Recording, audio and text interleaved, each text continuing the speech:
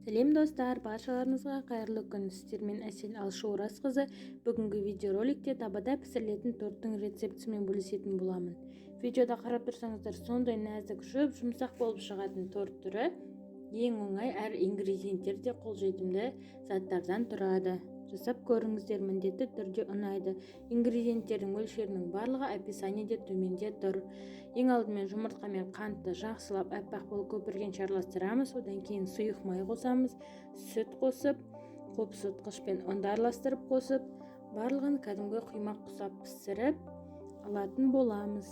Ол сіздің табаңыздың диаметріне байланысты. Видеода анық көрініп тұр, қарап барлығымен мұқият танысып шығыңыз.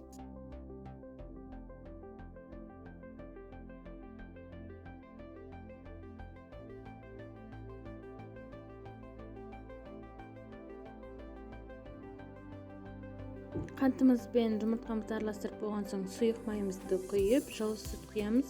Сүттің температурасы негізі маңызды емес, бірақ та жылы қылып құйсаңыздар, онда жақсы көтерілуіне көмектесетін болады. Қопсытқышты, яғни разрыхительді ұнға араластырып аламыз. Ең алдымен 1 шай қасық қоссаңыздар жеткілікті, бұл бәліш емес, сондықтан аз қоссаңыздар жеткілікті. Одан кейін ұнға електен өткізу арқылы 3-ке немесе 4-ке бөліп салыңыздар. Тіпті болмаса 2-ке, себебі егерде барлығын бірге салатын болсаңыздар, біркелкі араласпай қалуы мүмкін.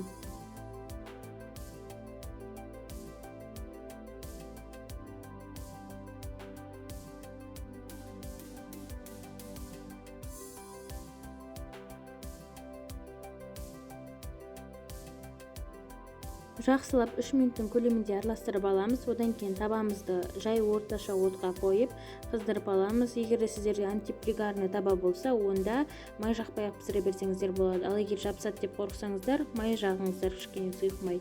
Менде міне мына жерде 7 штук осындай блинчик шықты, яғни табада пісірілетін корждар шықты. Одан соң біз крем дайындайтын боламыз. Крем де қарапайым, өте жеңіл. Әртүрлі кремдерді пайдалансаңыздар болады. Мысалы, қаймақты крем, сливкемен жасалған крем, солардың барлығын. Менде мында 300 грамм сүт, 3 столовый ложка ұн және де 30 грамм қант. 300 граммға арнап барлығын 3-3-тен жасайсын боласыздар. Мысалы, егер де сіздерде 300 грамм сүт болса, онда оған міндетті түрде 3 столовый ложкамен ұн саласыздар. Немесе 400 грамм болатын болса, онда 4 ложка саласыздар. Ал қантты өздеріңіз білесіздер. Содан соң бұны барлығын жылы қалпында орташа отта жақсылап араластыру арқылы жасайтын боламыз. Егер де асты жабысып жатқан болса, кішкене сүт құйып, ары қарай араластырып жүрсеңіздер де болады. Бірақ таңда араластыруды тоқтатпаңыздар. Орташа отта болсын. Қатты отқа қойып, асты жабысып қалуы мүмкін. Ондай болмас үшін міндетті түрде орташа отқа қойып, жақсылап араластырыңыздар. Сонда ғана кремдеріңіз жақсы болып шығады. Одан соң сары май керек. Сары майды қалауларыңыз бойынша қосасыздар. Майлы болғаны қаласаңыздар көп, аз болғаны қаласаңыздар, онда аз қосатын боласыздар. Сары май қосу міндетті.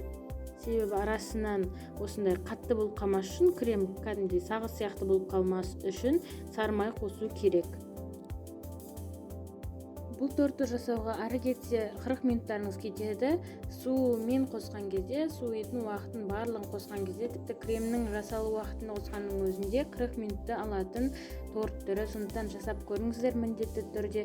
Және де достар, осы видеоның жоғарғы жағында менің инста парақшам белгіленген, сол жерге міндетті түрде тіркеліп қойыңыздар. Ол жерде неше түрлі жеңіл-желпі рецепттермен бөлісетін боламын. Сондықтан қапы қалмаңыздар. Дайын болған кремімізді осылай корждарға формаға салып жинау арқылы жағатын боламыз. Қасықпен жақсаңыздар да болады, немесе осындай лопаткамен жақсаңыздар да тиімді болады. Барлық жағына 1,5 қасық, үлкен қасықпен 1,5 қасық крем салсаңыздар жеткілікті, себебі бұл қатты қалың корж емес, сондықтан 1,5 қасық жеткілікті. Одан кейін барып сәндеуді өздеріңіз білесіздер, өздеріңіздің қалауларыңыз бойынша. Мен бетін мейізбен әсемдеп, ал ортасын болса жаңғақтың ұнтағымен әсемдедім. Ал сіздер қалаған сәндеу құралдарын қолдансаңыздар болады. артылған креміңізді қосып жіберсеңіздер бетіне, жай ғана осылай жесеңіздер, немесе шоколад гана жасап бетіне құйып жіберсеңіздер тіпті керемет болып шығатын ең оңай торттың түрі. Жасап көріңіздер, міндетті түрде ұнайды сіздерге. Видео ұнаса тіркеліп лайк басып, пікір қалдыруды ұмытпаңыздар. Және де инста парақшамызға да тіркеліңіздер. Ас болсын!